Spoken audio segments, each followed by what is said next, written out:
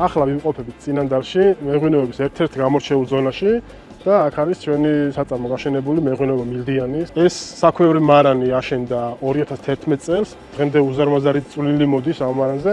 გარდა ამისა, ჩვენი საწარმო აღჭურვილი არის თანამედროვე ტექნოლოგიებით და ცისტერნებით. ეს ყველაფერი იმაში გვეხმარება, რომ ის ავთენტურობა და ნატურალურობა, რაც ყურძენს მოყვება ვაზიდან და ვენახიდან, არ დაიკარგოს და მაქსიმალურად გამოვიტანოთ. ყველაზე მნიშვნელოვანი ჩვენსა და წესრიგის ურთიერთობა შორის ის ისტორია არის, რაც ნდობაზე არის დაფუძნებული. ფესტივალზე დააგემოვნებთ იმ ღვინოებს, რომლებიც შაშანდელი მოსავლის წლები არის. ჯერჯერობით შეიძლება ბოთლებში არ იყოს ჩამოსული, მაგრამ ექსკლუზიურად წისქვილის ფესტივალისთვის გამოვიტანთ საუკეთესო ღვინოების ნიმუშებს. ახლა მთავარი შეკითხვა, რატომ უნდა მოხვიდეთ ქართული ღვინისა და კუთხეების ფესტივალზე 30 მაისს გორგასლის მოედანზე? წარმოვიდგინეთ გაზაფხულის გაცილების საღამო, საუკეთესო კერძების, საუკეთესო ღვინოების და ფოლკლორის თანხლებით, რომელიც აერთიანებს ცეკვას და მუსიკას სხვადასხვა კუთხეებიდან. ამაზე კარგად გილას ადგაატარებთ დროს.